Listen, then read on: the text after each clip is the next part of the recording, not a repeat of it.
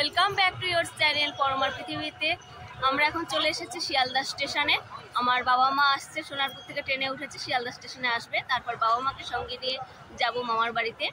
আমার মামার বাড়িতে যাওয়ার জন্য আমাদের বিষ্ণুপ্রিয়া হল্টে নামতে হবে। তারপরে কিসে করে কেমন করে আমার মামার বাড়িতে যাই, নবদ্বীপে পৌঁছাই।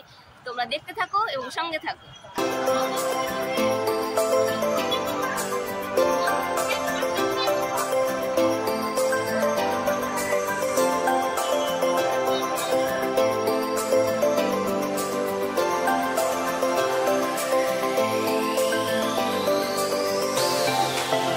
শিয়ালদা থেকে 7:40 সম্ভবত কাটোয়া লোকালটা ছিল।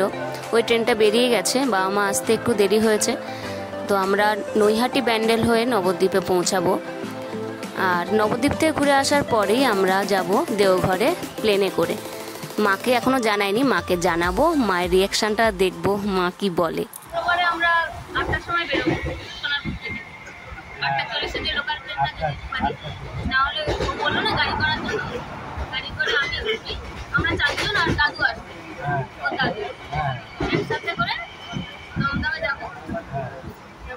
ফ্লাইটে করে প্লেনে করে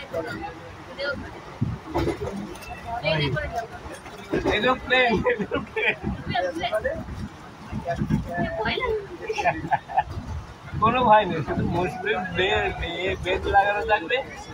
কখন যে কিভাবে কোথাও উড়ে যাবে উঠতে পারবে, দুজন ধরে আবার নিয়ে যাবে, গাড়িতে করে তুলে নিয়ে যাবে।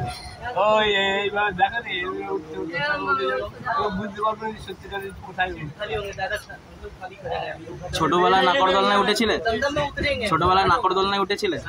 ওরকমই মনে হয়।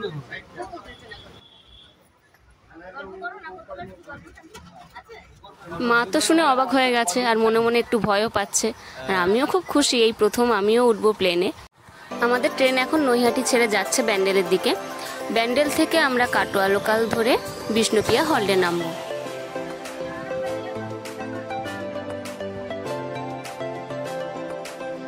ব্যান্ডেল থেকে কাটোয়া লোকাল অনেকটা লেট করছিল ট্রেন আসতে, অনেক দুপুরও হয়ে গেছে, খিদে পেয়েছে। তো অলোক পাশে একটা হোটেল থেকে খাবার নিয়ে এলো, আমরা স্টেশনে বসেই খেয়ে নিলাম। আর ট্রেন তো খুব ভিড় ছিল, আর কোনো ভিডিওই করতে পারিনি। শেষের দিকে একটু ফাঁকা হতে বাবা মার একটু ছবি তুলে নিয়েছি। মা তো ঘুমিয়ে গেছে, তাই ছবি দুটো ফ্রেমবন্দি করে রেখে দিয়েছি।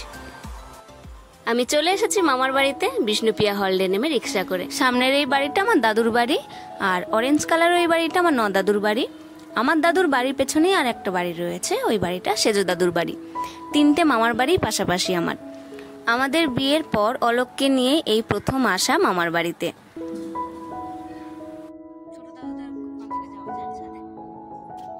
এই এলাম, আর কবে আসবো তার ঠিক নেই। ভিডিও করে একটা স্মৃতি রাখার, এই আর কি। এই আমার মাইমা, এই আমার বড় মামা, আর ছোট মামা দোকানে গেছে। আর এইটা হচ্ছে দিদার রান্নাঘর। দিদা এখানটায় রান্না করতো বসে বসে। আমরা যখন আসতাম ভালো মন্দ করে খাওয়াতো। দিদা অপূর্ব স্বাদের রান্না করতো, আজও মনে আছে দিদার হাতের রান্না। আর যার আমার দিদা বেঁচে নেই, আমি যখন 12-এ পড়ি তখন আমার দিদা মারা যায়। প্রায় 10-11 বছর হয়ে গেছে। তো মামার বাড়িতে এলে একটু ফাঁকা ফাঁকা লাগে যে দিদা নেই। দিদা খুব পেছনে লাগতো, খাটে বসে থাকতো আর বলতো পরমা খেয়ে নে। আর আমি খেতে ভালোবাসতাম না ছোট থেকেই, আমাকে ওরকম ভাবে বলতো, আর ভালোবাসতো খুব। আর দিদার আর একটা কথা আমার খুব ভালো লাগে, মোলো যা ঝাঁটা মারো ঝাঁটা মারো।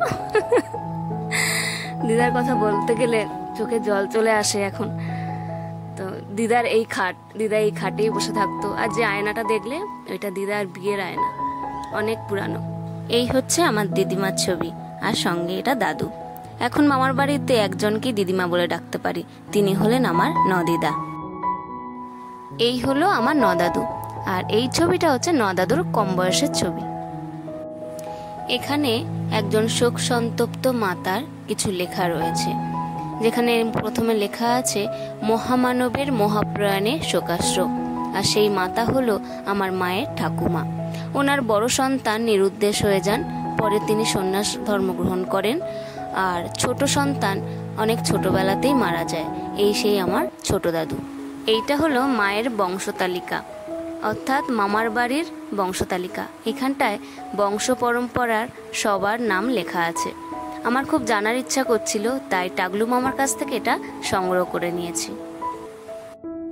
তো আমার প্রিয় সকল বন্ধুরা, ভিডিওটা এখানেই শেষ করলাম। তোমরা ভালো থেকো, সুস্থ থেকো। আসছি আবার নতুন একটা ব্লগ নিয়ে। Tata, by.